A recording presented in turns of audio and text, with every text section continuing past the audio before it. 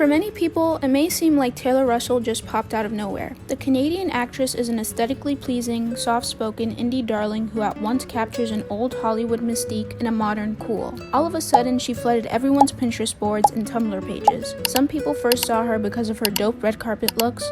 Others may have been introduced to her as Harry Styles' girlfriend. But who is Taylor Russell, and where did she come from? Despite how it may appear, Taylor Russell isn't an overnight sensation. She has been quietly working her way up to her current position as one of the rising stars of Hollywood and a fashionate girl. So let me welcome you to the rise of Taylor Russell. Let's start from the very beginning. Taylor Russell was born on July 18, 1994 in Vancouver, Canada. While growing up, she faced many financial struggles and had to move around a lot. I moved around a lot when I was a little kid and up until I was around 15, so I was always in new environments and constantly around new different types of people. So I think I naturally, because of the life that I led in my family, I felt kind of on the outside. Russell was always attracted to creative pursuits. Growing up, she studied ballet, practiced dancing, and learned how to play guitar. It wasn't until she took an acting class at age 18 when she felt the spark to pursue an acting career. When asked what drew her towards acting, she said, "I always loved movies. I would watch movies and go to my room, and then I would try to recite what I remembered from them. My parents are very spirited people, creative and high energy. There was always an element of flexibility and play in my house. There weren't really any boundaries or expectations of doing anything but what I wanted. I had a lot of freedom." She was really passionate about pursuing acting. In fact, she worked several jobs over the years to have enough money to drive to Los Angeles for auditions. She was able to land some small parts in various projects like the CW show Emily Owens MD, the unauthorized Saved by the Bell story, and the Disney XD movie Pants on Fire. Russell then went on to have small roles in shows and films like Strange Empire, Falling Skies, Dead of Summer, Before I Fall, and Down a Dark Hall. She was finally able to make a small breakthrough in 2018 when she got a starring role in Lost in Space, a Netflix sci-fi show. The show is a remake of the original 60s TV show of the same name, and it's about a family fighting to survive in space. In the series, Taylor played Judy Robinson, the courageous eldest daughter who was a medic. Taylor earned praise for her role in a Saturn Award nomination for Best Supporting Actress in a Streaming Presentation. Now I have to say,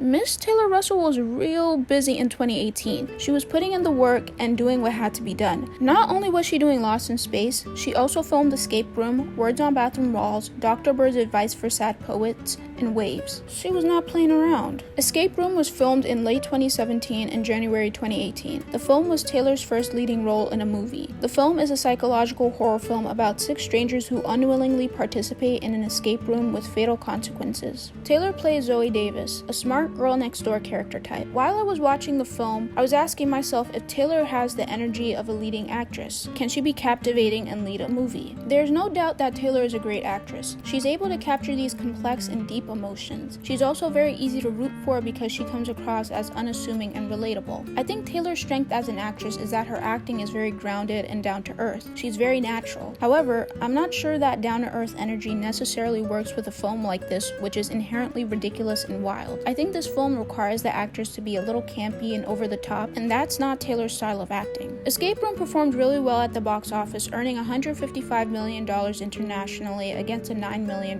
budget. Despite its box office success, it received subpar critical reviews. After filming Escape Room, she filmed a small indie called Dr. Bird's Advice for Sad Poets in 2018. It's about a teen boy with anxiety and depression who is trying to navigate high school. Taylor plays the lead's love interest, Sophie, who is smart and essentially a manic pixie dream girl. This film is very similar to the next movie Taylor filmed, Words on Bathroom Walls, but Dr. Bird has a more fantastical element and is objectively worse. Taylor filmed Words on Bathroom Walls in May 2018, a month after wrapping her previous film. The film is about a teen boy, Adam, who is trying to hide the fact that he is struggling with schizophrenia from people at his new school. All the while, he is also falling in love with Taylor's character, Maya, a bright, confident, type-A student. Like I said, this film is super similar to Dr. Bird's Advice for Sad Poets, but I think this film handles the topic of mental illness better. I found it to be predictable and pretentious, but still sweet. This is definitely something I would have really enjoyed as a preteen because I was eating up all of the coming-of-age movies and books at the time. Taylor plays on the same strengths she has displayed previously: grounded acting, girl-next-door vibe, and charming. She has this warmth about her that makes her easy to root for and likable. She also has endearing chemistry with Charlie Plummer, who plays Adam. This film was received well by critics and audiences, earning an 89% review score and a 94% audience score on Rotten Tomatoes. The last movie she filmed in 2018 was Waves, which became her most critically acclaimed project up to that point in her career. The film follows a black family as they navigate pressure and trauma after a terrible tragedy. It focuses on the son and daughter who are high school students, and in many ways, it's a coming-of-age story. Unlike her previous coming-of-age movies, Waves feels more realistic, immersive, and documentary-like. Taylor plays Emily, the sweet and caring daughter who quietly tries to piece herself back together after the tragedy. Taylor isn't super present in the first half of the film, which is anxiety-ridden and intense, but she is the focus of the second half, which feels like a palate cleanser. Taylor's half is much more relaxed and slow,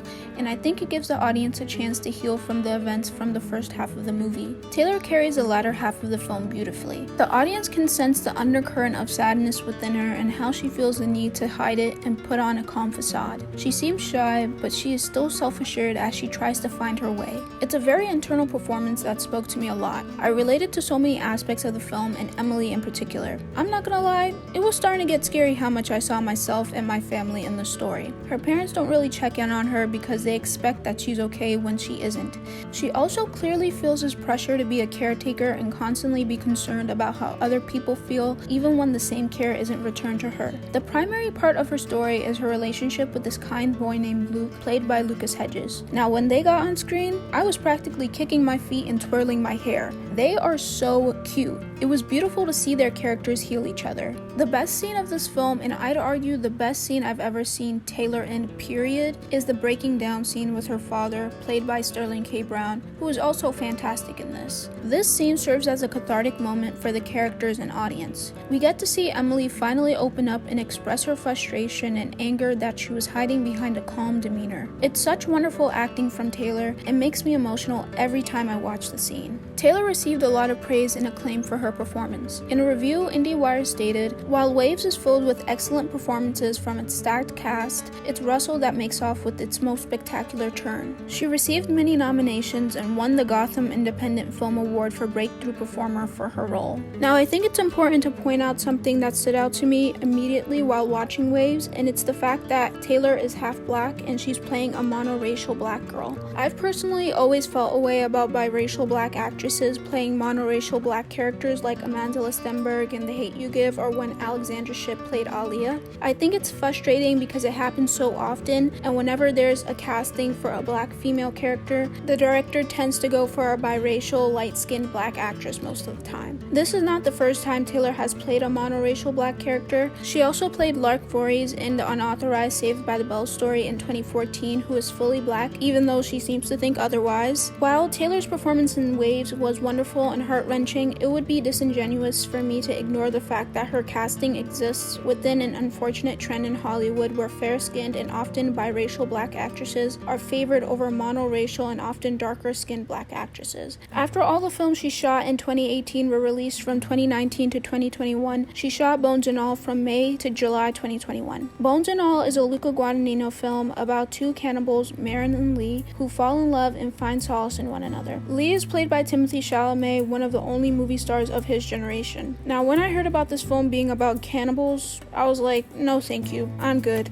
Y'all can keep it. I don't really mess with the cannibal shit. I thought I was walking into Cronenberg level disgusting visuals, but it wasn't that bad. In fact, I think this is the best movie I've watched in a long time. Taylor delivered her best performance of her entire career in this film. She embodies a quiet strength and conceals her sadness and fear with a mask of self-assuredness. She's able to convey a sense of both innocence and determination just through her face and eyes. I think this was the perfect role for her because her acting is very subtle and natural. She really just became Marin for this. On top of all that, she has wonderful chemistry with Timothée Chalamet. You can see how they see themselves in each other in a way that brings them comfort and discomfort at the same time. It's nice to have someone that fully understands them, but their relationship forces them to face truths about themselves. Taylor and Timothée captured this complex bond beautifully. Her chemistry with Sully, Mark Rylance's character, is also engaging and always full of tension. You can sense him luring her towards his strangeness and her initial apprehension, but then giving in little by little. It's a very bizarre dynamic, but they do a great job at subtly conveying their emotions and intentions. The movie was released in 2022 and didn't do well in the box office, only grossing $15.2 million against a $20 million budget. I'm assuming this was because of COVID and the dark concept of the movie at a time when people were gravitating towards more lighthearted and escapist material. Despite this, Bones and All was extremely critically acclaimed, and Taylor's performance was praised by critics. She went on to earn the Marcello Mastroianni Award at the Venice Film Festival. 2022 was a major breakthrough year for Taylor, not just because of her impressive performance in Bones and All, but also because of her fashion. Her Venice Film Festival look was so immaculate that people had no choice but to ask, "Who is that?" There is something about fashion and delivering iconic looks that can cement someone's status as a star. Taylor Russell only needed one press run to establish herself as a star. So, how did we get here? Taylor's previous red carpet looks were more subdued, sweet, girl next door. There was nothing that stood out about her style. She wore a lot of Chanel pieces, dresses, and leaned towards a lighter color palette for the most part. Starting with the Bones and All festival and press run, Taylor worked with the stylist Ryan Hastings. Hastings has worked with Mia Goth, Rooney Mara, and Anya Taylor-Joy. According to Dazed, Hastings has built a business on constructing the identities of cult ingenues ever since he dressed Carey Mulligan in custom Dior for her Great Gatsby press tour. Together, Taylor and Hastings delivered clean and elegant looks back to back to back to back to back. She had her foot squarely on our necks. She ditched the girl next door look for an edgy, classic, and cool style. The best way I can describe her style is a mix between Morticia Addams and Audrey Hepburn. The looks are super refined yet glamorous. This press tour really changed how people perceived her if they were familiar with her before, and introduced her to millions of people who were either interested in film or fashion. Taylor quickly cemented her spot among the modern fashion it girls after the creative director of Loewe, Jonathan Anderson, chose her to open the Spring-Summer 23 Loewe show in 2022. Taylor and Jonathan met through Luca Guadagnino, who is a close friend to Jonathan. Later that year, she became a Loewe global ambassador and was labeled as one of Jonathan Anderson's muses. I think Taylor has successfully been able to construct this old Hollywood image and aura that makes her more mysterious and enchanting in many ways. It's not only her acting that's natural, it's also her star quality. Since establishing herself as a Hollywood star and fashion it girl, she has performed on stage in The Effect, a play directed by Jamie Lloyd and written by Lucy Preble about two people who fall in love while participating in a clinical drug trial. The play was performed in London and New York between 2023 and 2024. Taylor was applauded for her amazing and compelling theater debut. Despite having this kind of elusive and mysterious vibe, she's been able to achieve this high level of popularity through her remarkable acting and fashion prowess. So, what does the future hold for Taylor Russell? She has been casted in a thriller called Hope, directed by Na Hung-jin, along with Ho Yeon-jung, Michael Fassbender, and Alicia Vikander. She's also rumored to star in an A24 movie directed by Frank Ocean. There is another rumor that she will be starring in the next Jordan Peele movie, which sounds exciting. I really look forward to Taylor's future projects. She's such an interesting and engaging actress. She's able to pull at audiences' heartstrings through vulnerable and down-to-earth performances, and I hope we can see her get nominated for an Oscar in the near future. Her rise isn't over, this is just the start for Taylor Russell.